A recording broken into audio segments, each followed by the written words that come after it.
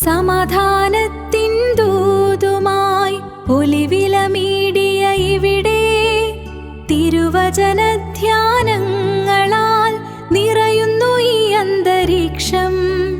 സ്നേഹത്തിൻ സാന്ത്വനമേകാൻ, ദൈവകൃപയിൽ വളരാൻ സ്വാഗതമോതുന്നു ഞങ്ങൾ ഒലിവില മീഡിയയിലേക്ക്. ദൈവനാമത്തിന് മഹത്വമുണ്ടാകട്ടെ. ലോകാവസാനവും ക്രിസ്തുവിന്റെ വരവുമൊക്കെ ഉടൻ വരുന്നുവെന്ന് പലരും പറഞ്ഞ ചരിത്രങ്ങളുണ്ട്. ഗ്രേറ്റ് ഡിസപ്പോയിന്റ്മെന്റ് സമയത്ത് ചിലർ വില്യം മില്ലർ എന്ന അമേരിക്കൻ ബാപ്റ്റിസ്റ്റ് പ്രസംഗകന്റെ പ്രവചനം കേട്ട് യേശുവിന്റെ വരവിനായി സമ്പത്തും ജോലിയും കൃഷിയും എല്ലാം ഉപേക്ഷിച്ചു. 1910 ഹാലിയുടെ ധൂമകേതു വന്നപ്പോഴും ഭൂമിക്ക് വലിയ അപകടമുണ്ടാകാൻ പോകുന്നതായി ആളുകൾ ഭയന്നു. 2000 ആണ്ട് വരുമ്പോൾ Y2K പ്രശ്നം ലോകാവസാനമായി ചിലർ കണക്കാക്കി. 2012 മായൻ കലണ്ടർ അവസാനിക്കുന്നത് ലോകത്തിന്റെ അവസാനമാണെന്ന് പലരും വിശ്വസിച്ചു. പക്ഷേ ഇവയൊന്നും സത്യമായില്ല. മനുഷ്യന്റെ കണക്കുകൂട്ടലുകളിൻ പ്രകാരമല്ല, ആ ദിവസവും സമയവും പിതാവാം ദൈവം മാത്രമേ അറിയുന്നുള്ളൂ എന്ന് വേദപുസ്തകം വ്യക്തമാക്കുന്നുണ്ട്.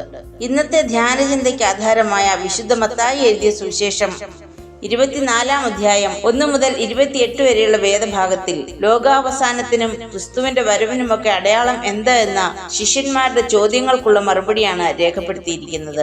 പ്രാരംഭവാക്യങ്ങളിൽ ദൈവാലയത്തിന്റെ നാശത്തെക്കുറിച്ച് ഒരു പ്രവചനം പോലെ യേശു പറയുന്നു. യഹൂദന്മാരുടെ അഭിമാനവും സ്വകാര്യ അഹങ്കാരവും ജീവിതത്തിന്റെ ഭാഗവുമായ ലോകത്തിന്റെ ഒരു ചെറിയ പതിപ്പായി അവർ കണ്ടിരുന്ന മനോഹരമായ യെരുശലേം ദേവാലയം പൂർണ്ണമായും നശിപ്പിക്കപ്പെടും എന്നാണ് പ്രവചനം. ഒരുപക്ഷെ തന്റെ പിതാവിന്റെ ആലയം കള്ളന്മാരുടെ ഗുഹയാക്കി തീർത്തവരുടെ ഭക്തി പ്രകടനങ്ങളോടുള്ള അസഹിഷ്ണുതയും ആ പറച്ചിലിൽ ഉണ്ടാവാം. എന്തായാലും AD 70 ഈ പ്രവചനം നിവൃത്തിയായി എന്ന് ചരിത്രം സാക്ഷിക്കുന്നു. പ്രാർത്ഥനയ്ക്കും ആരാധനയ്ക്കും മഹത്വം നൽകാതെ കൊട്ടാര സദൃശമായ ദേവാലയങ്ങൾ കെട്ടിപ്പൊക്കുന്ന ഇന്നിന്റെ ആഡംബര സംസ്കാരത്തോടും ആർജവ സംസ്കാരത്തോടുമൊക്കെ കർത്താവ് ഓർമ്മിപ്പിക്കുന്നത് ദൈവാലയത്തിന്റെ ക്ഷണികവും നശ്വരവുമായ പുറമോടിയല്ല, ദൈവപുത്രനെ ഉൾക്കൊള്ളുന്ന മനസ്സാണ് ഉണ്ടാവേണ്ടത് എന്നാണ്.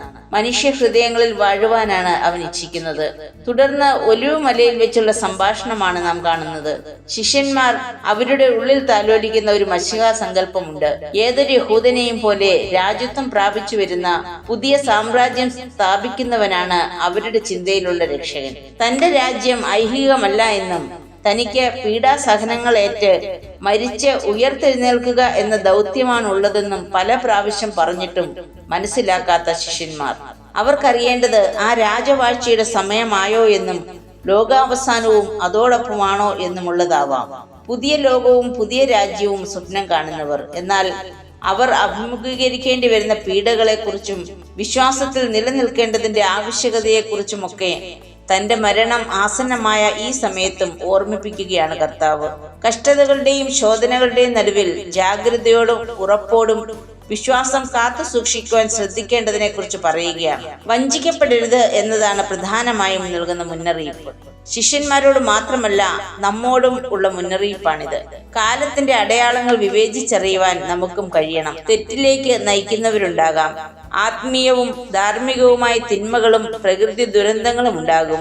മെശിഹ ആണ് എന്ന് അവകാശപ്പെട്ട് അനേകം വ്യാജ പ്രവാചകന്മാർ എഴുന്നേൽക്കും. 2 തിമോത്തിയോസ് 3-ാം അധ്യായത്തിൽ പൗലോസ് അപ്പോസ്തലൻ ഓർമ്മിപ്പിക്കുന്നത് അന്ത്യകാലത്ത് മനുഷ്യൻ സ്വസ്നേഹികളും ധനമോഹികളും വമ്പു പറയുന്നവരും ദൈവപ്രിയമില്ലാത്തവരും ഭക്തിയുടെ വേഷം ധരിച്ച് അതിന്റെ ശക്തി ത്യജിക്കുന്നവരുമായിരിക്കും എന്നാണ്. കള്ളപ്രവാചകന്മാരും പ്രവചനങ്ങളും ദുരിതങ്ങളും ഒന്നും വിശ്വാസത്തിൽ നിന്നും പിന്മാറാനുള്ള കാരണമാകരുത്. യുദ്ധവും ക്ഷാമവും ഭൂകമ്പവും ഒന്നും നിങ്ങളെ തളർത്തിക്കളയരുതെന്ന് യേശു ശിഷ്യന്മാരെ ഓർമ്മിപ്പിക്കുകയാണ്. ഇന്ന് നാമും ഒരു യുദ്ധത്തിന്റെ ഭീതിയുടെ നിഴലിലാണ്. നേരിട്ടല്ലെങ്കിലും പല സാധനങ്ങളുടെയും ലഭ്യത കുറവും വിദേശങ്ങളിലുള്ള പ്രിയപ്പെട്ടവരെ കുറിച്ചുള്ള ചിന്തകളുമൊക്കെ നമ്മെയും അസ്വസ്ഥതപ്പെടുത്തുന്നുണ്ട്. എന്നാൽ ചഞ്ചലപ്പെടേണ്ട എന്ന ക്രിസ്തുസ്വരം നമ്മുടെ കാതുകളിലും അലയടിക്കുന്നത് ഒന്ന് കാതോർത്താൽ നമുക്ക് ശ്രമിക്കാനാവും. വിശ്വാസത്തിന്റെ പേരിൽ ന്യായാധിപസഭയുടെ മുൻപിൽ നിൽക്കുന്നവരും വിശ്വാസം ത്യജിക്കാത്തതിനാൽ രക്തസാക്ഷിയാകേണ്ടി വരുന്നവരും നമ്മുടെ ദേശത്ത് ഇന്നും ഉണ്ട്. അവർക്ക് വേണ്ടി ദൈവസന്നിധിയിൽ ഒന്ന് മുഴങ്കാൽ മടക്കുവാൻ നമുക്കും സാധിക്കണം. അധർമ്മം വർദ്ധിക്കുമ്പോൾ അനേകരുടെ സ്നേഹം തണുത്തു പോകുമെന്നും നിങ്ങളെ സ്നേഹിക്കുന്നവരും നിങ്ങൾ സ്നേഹിക്കുന്നവരും ഒരുപക്ഷെ നിങ്ങളെ ഉപദ്രവിച്ച് മരണത്തിന് ഏൽപ്പിച്ചു കൊടുക്കുമെന്നും യേശു പ്രബോധിപ്പിക്കുന്നുണ്ട്. എങ്കിലും അവസാനത്തോളം സഹിച്ചു നിൽക്കുന്നവൻ അവന്റെ സഹനശക്തിയാലല്ല, കർത്താവിന്റെ ക്രൂശുമരണത്തിലും ഉയർത്തെഴുന്നേൽപ്പിലും വിശ്വസിക്കുകയും ശരണപ്പെടുകയും ചെയ്യുന്നവൻ ദൈവകൃപയാൽ രക്ഷിക്കപ്പെടുമെന്ന ആശ്വാസവും, വിശ്വാസം ത്യജിക്കാതെ നിലനിൽക്കുന്നവർ കർത്താവിന്റെ പുനരാഗമനത്തിൽ എടുക്കപ്പെടുമെന്ന പ്രത്യാശയും യേശു നൽകുന്നുണ്ട്. ലോകത്തിലാകമാനം സുവിശേഷം എത്തപ്പെടേണ്ടതിന്റെ ആവശ്യകതയും ഇവിടെ പറയുന്നു. ദാനിയേൽ പ്രവാചകൻ മുൻകൂട്ടി പറഞ്ഞ ശൂന്യമാക്കുന്ന മ്ലേച്ഛത വിശുദ്ധ സ്ഥലത്ത് നിൽക്കുന്നത് കാണുമ്പോൾ വിവേകത്തോടെ പ്രവർത്തിക്കണമെന്ന ഉപദേശത്തോടൊപ്പം മഹോപദ്രവകാലത്തിലെ കഷ്ടങ്ങളെക്കുറിച്ചും കർത്താവ് ഓർമ്മിപ്പിക്കുന്നത് ആ നാളുകൾ ചുരുങ്ങാതിരുന്നാൽ ഒരു ജഡവും രക്ഷപ്പെടില്ല എന്നാണ്. എന്നാൽ ദൈവത്താൽ തിരഞ്ഞെടുക്കപ്പെട്ട, തങ്ങളെ തന്നെ വിശുദ്ധീകരിച്ച് നിർത്തിയിരിക്കുന്ന വൃദ്ധന്മാർ നിമിത്തം ആ നാളുകൾ ചുരുങ്ങും എന്നാണ് യേശു പ്രത്യാശയുടെ വാഗ്ദാനമായി നൽകുന്നത്. ദുരുപദേശങ്ങളിലും മായക്കാഴ്ചകളിലും അത്ഭുതങ്ങളിലും ഒന്നും വീണു പോകാതെ ജാഗരൂകരായിരുന്നുവെങ്കിൽ മാത്രമേ കർത്താവിന്റെ പ്രത്യക്ഷതയിൽ നിലനിൽക്കാനാവൂ എന്ന് ശിഷ്യന്മാരോട് എന്ന പോലെ നമ്മോടും ഓർമ്മിപ്പിക്കുകയാണ് കർത്താവ്. പ്രിയമുള്ളവരെ, യേശു ശിഷ്യന്മാർക്ക് വിവരിച്ചു കൊടുത്തതുപോലെയുള്ള ഒരു കാലഘട്ടത്തിലൂടെയാണ് നാമും യാത്ര ചെയ്യുന്നത്.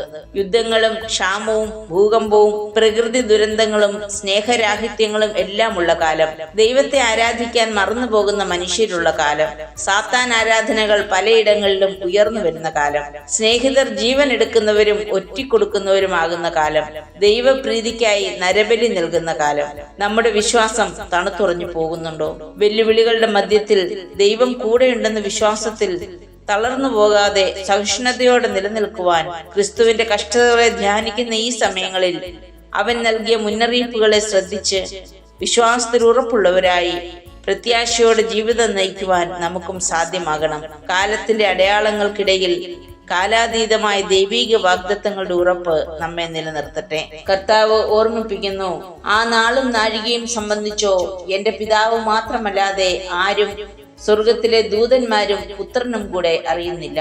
പ്രാർത്ഥിക്കാം. കർത്താവെ, അന്ത്യകാലത്തെ തിരിച്ചറിഞ്ഞ് ജാഗ്രതയോടെ ജീവിക്കുവാനും അവിടുത്തെ വാഗ്ദാനങ്ങളിൽ വിശ്വാസമർപ്പിച്ച് അന്ത്യത്തോളം വിശ്വസ്തരായിരിക്കാനും ഞങ്ങളെ സഹായിക്കണമേ. ആമേൻ.